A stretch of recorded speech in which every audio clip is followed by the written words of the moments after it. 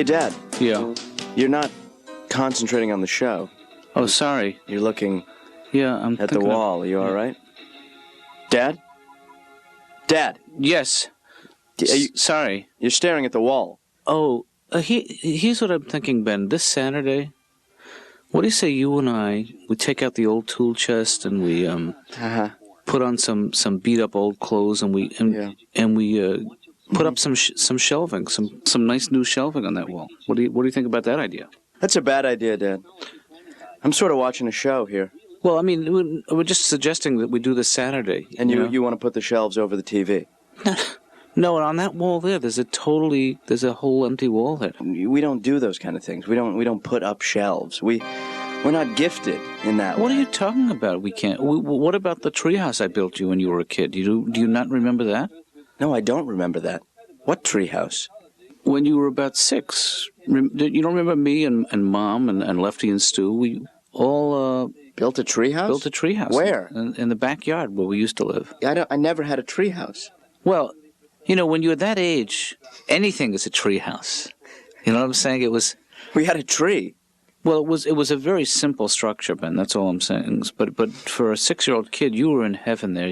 Why do you make up a treehouse when I never had it? Why do you negate the wonderful childhood that we Why don't you build me a treehouse now? I'll build you a treehouse. Get over here, you kid. I'm gonna build you a treehouse.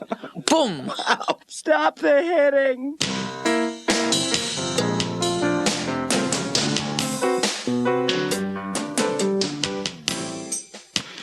Doc, I love playing cards. Mm-hmm.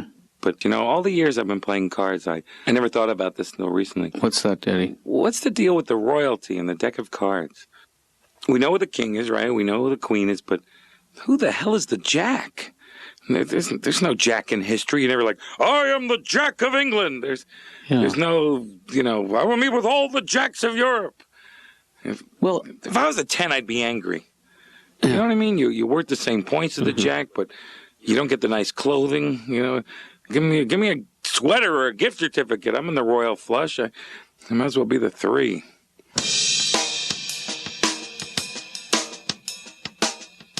You know what really is the biggest problem with the news is what is the big they made anchor people celebrities. That's dangerous. These were the kids who used to get beat up in high school, and then you make them celebrities, and their egos go through the roof. It's like. You ever notice on the news sometimes, the anchor person gets replaced by another one? Right. And they announce it like they think it matters. It's like, hi, I'm Chris Phillips with the news. Adam Rolfe has the night off. Who cares? Just read the news. This is television. We can see you're not that guy. We're not worried. Like, where's the other guy? Is he under the desk? Is he go, who are you? You're a freak. I can't listen. I want my old guy back. I want my old guy back. Nobody cares. And nobody does that at any other job. No one's like, hey, my name's Dick Warren. I'm here to fill your tank with gas. You see, John Harrison has the night off tonight. His wife's pregnant. I'm just working a double shift. See, we don't really care. It's really, who has the easiest job on the news? The weather people, because they just point to stuff and make it up. Yeah. They play pin the tail on the map, and they make $1 million. It's really going to be cold here. Now back to you, Bill. I've got to cash my check. Thanks. It's the hardest job on the news. The weather people working their way up to be the weather anchor. Yeah. The people have to go out and cover the storm. They have to interview the blizzard when it comes into town. Yeah. Because the rich girl weather anchor person, they're in a studio and they're pointing to stuff and making it up and weird hand motions and fake voices like, winds out of the south-southeast at 100,000 miles per hour. Gusting to 5 million by tomorrow. So stay in your homes and lock your door. But now let's take out the dink loser right on the water covering the storm. And some poor guy in a Gorton's fisherman jacket with a big yellow rain hat, you see this much of his face, he's like, help me, I'm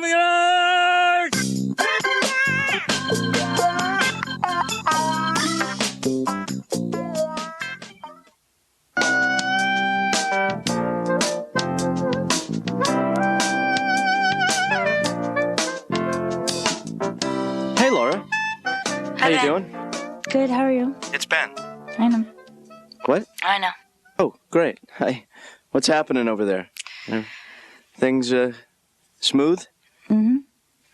Great. Listen, I actually, is my dad available? Because I got to speak to him about a few issues. Well, he's in a session right now. Yeah. Well, can you take a message? Yeah. Tell him that I'm on my way down to the hardware store, and I'm going to pick up all the things that I've mapped out for... Wait. Stop. Okay. Sure.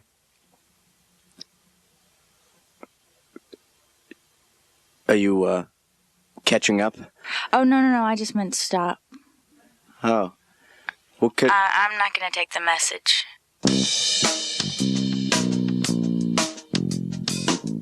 Yeah, so I guess what I'm saying is politically I'm paranoid.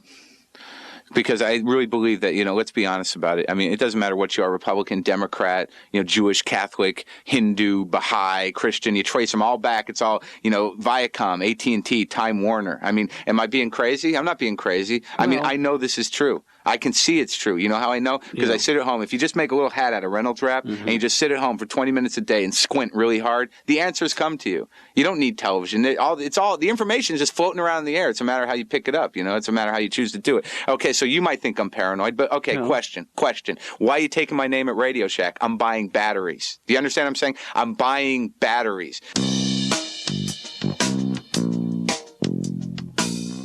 Yeah, so anyway, I'm going down to the hardware store, right? I'm going to pick up the stud finder and the particle board. I'm going to pick up the shelving units, all the wood screws, the things that the wood screws go into, the little red things.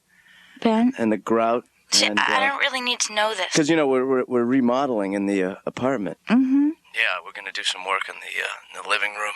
And things are going to get a little sweaty, Okay, stop right there. Yeah, I'm thinking I'm just going to be wearing jeans, maybe no shirt.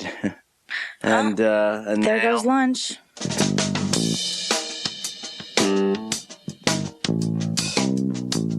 I mean, come on, think about it. Okay. Think about God. I think most people believe in God just in case. Mm-hmm. If there's some sort of blacklist, you don't want to be on it. You don't want to be one of those people that says, hey, there's no God, and then die and have to go, oh, hi, Is there some sort of community service I can do?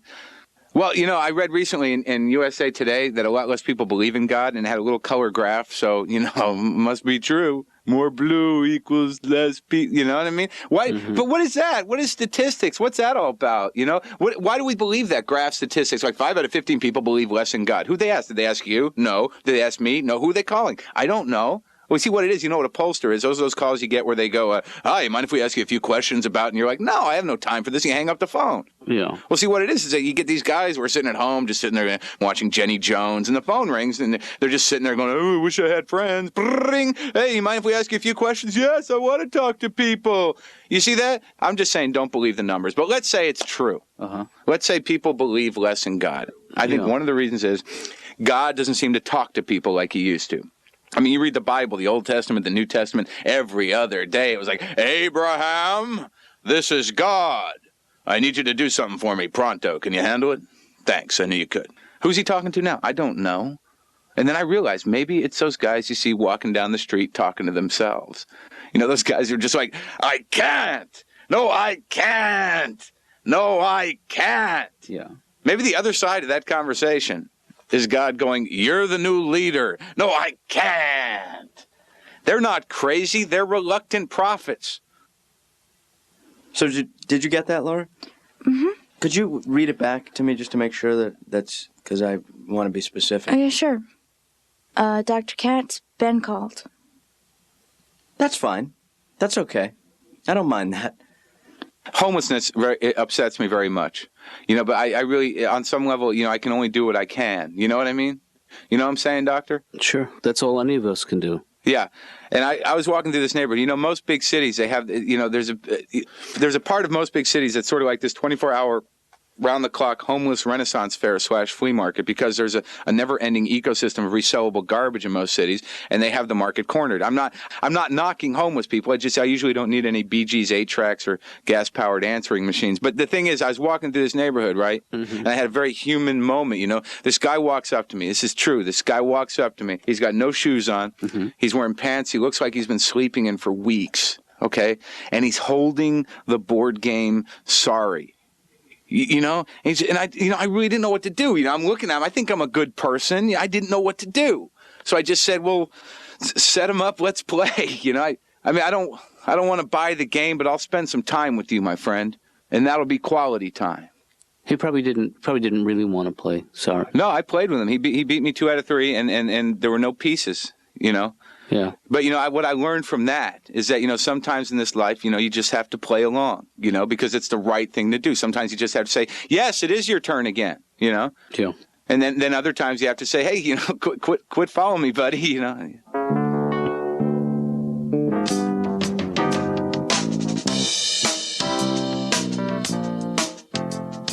Julie, listen to this. Stanley, you know this one? What? What did the Zen Buddha say to the hot dog vendor? What? Make me one with everything. That's a great joke. It is. And it makes me hungry. My dad insisted on driving me here tonight, Julie. Really? Makes a left-hand turn from the extreme right-hand lane. Ugh. I said, Dad, you trying to get us killed? He said, I thought you were driving. Laugh. I couldn't start.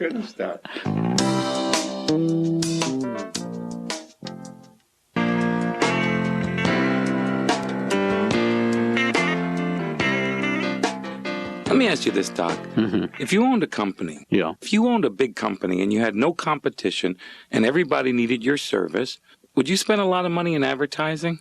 No, not if everybody needed it. So then why does the U.S. Postal Service advertise stamps on television?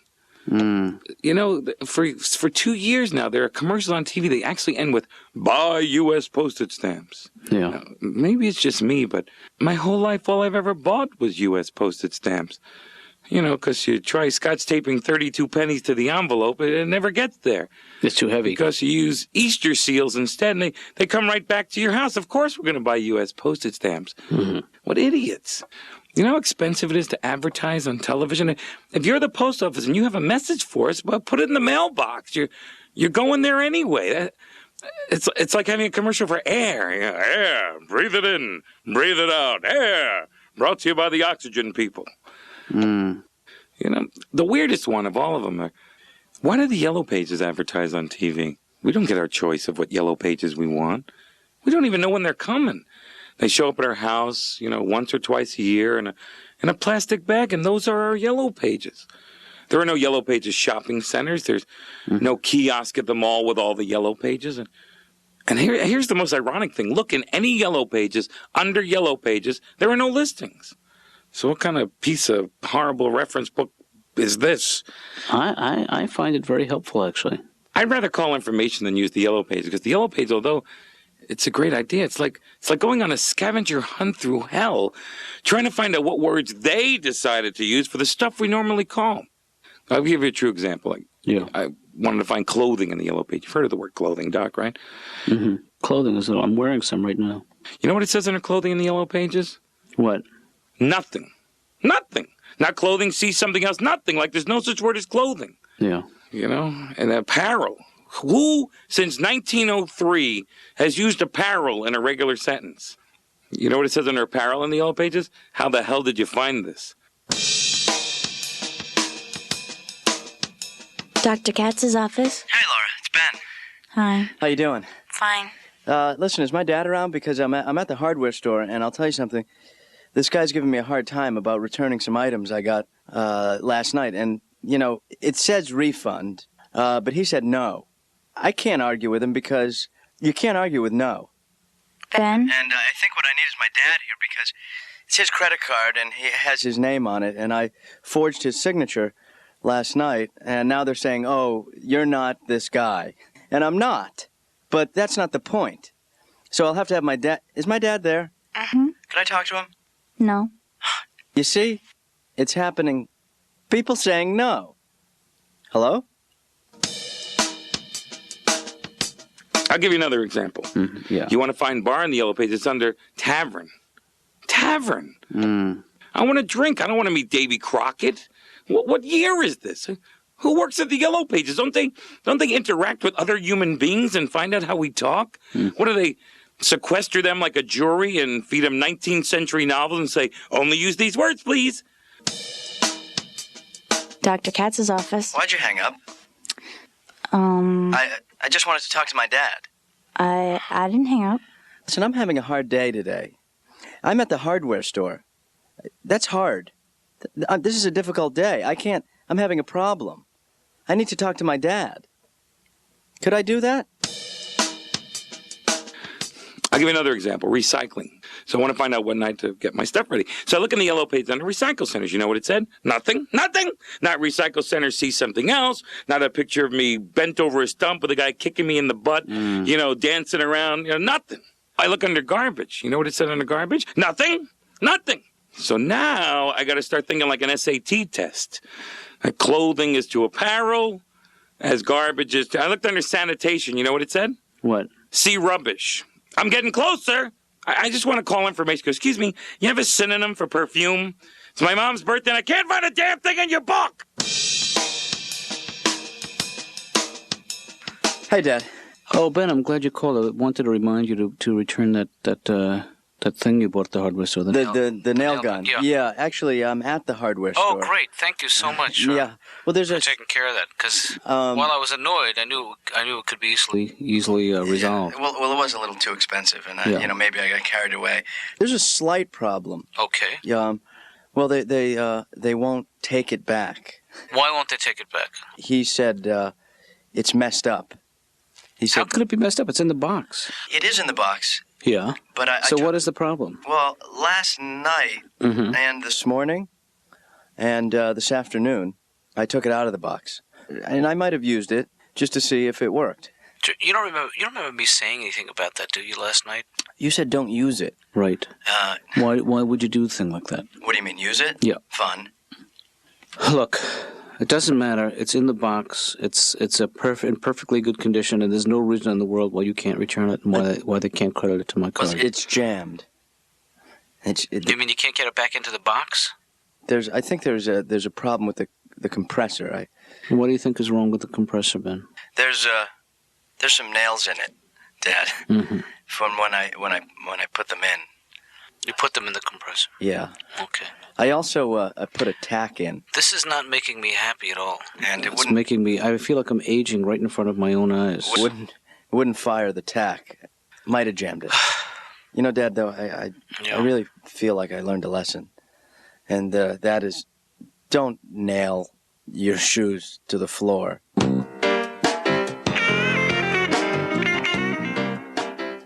So it doesn't have to, you don't have to be able to hold a dictionary for a shelf to be a success, Yeah, I mean, it was. I think it's a success. We just have to find a different purpose for it. It's just that they're not straight. Here, cock your head like this to one side, Ben. Yeah. Okay. You see what I'm saying? Oh yeah. So let's not think of them as bookshelves. It's more like... Let's think of them as a place where we leave for outgoing mail, for some pamphlets. Right. We just have to be careful that we don't put anything fragile on there because it's going to slide right down to the other end. It still feels good, Dad. Having done something. I'm a little tight. Man, I feel the blood was going. The belt's tight. What's nice is to use those muscles. That very rarely do I get to use the upper leg, lower back. It's been since college that I've used those muscles. Well, you worked on a commune, didn't you? Yeah, we had a bulletin board that I put up. Oh, good. But didn't you build it? Didn't you help build a barn? Well, it was an A-frame. It wasn't really a barn. Mm-hmm. We lived in an A-frame. 18 of us. That's tough living, huh? We grew our own fungus. Wow. Yeah. But damn it feels good, doesn't it? Oh man. I'm going to sleep like a baby tonight because you work so hard. You work with your hands and you sweat. I'm not going to sleep. I know it's only been 25 minutes, but there's something about taking a thing that exists in nature, in this case, particle board. Yeah. And just molding it to suit some kind of selfish purpose. I do love the belt, Dad. I mean, they come in all types of earth tones. Really? This isn't the only one. This is a light kidding? tan. I didn't realize that. Yeah. Earlier, Dad, on our third or fourth break, when I was just standing there and I was sweating, I felt like a man, I was sort of hoping that someone would see that. That feeling will pass. The feeling about? The feeling like a man. I go through that once in a while. Yeah. Oh, it's just a phase. Yeah.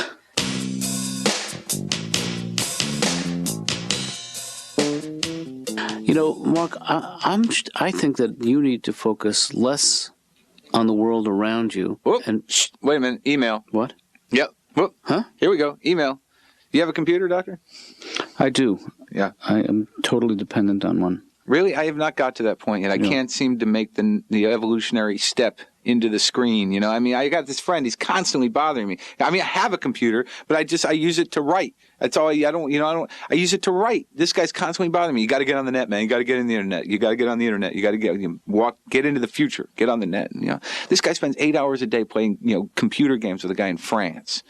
And he's always telling me, like, hey, you know what? The computer is a tool. And I'm like, no, it's not. It's a toy. You're a tool. It's using you to get to me, So finally, I just said, all right, let's go. I want to get on the net. I want to get on a global chat board. I want to talk to people all over the world. So, we boot into his computer. We're on the screen. I'm sitting there. I'm prepared. I'm ready to engage. And I'm watching the screen, waiting for a transmission. Here it comes.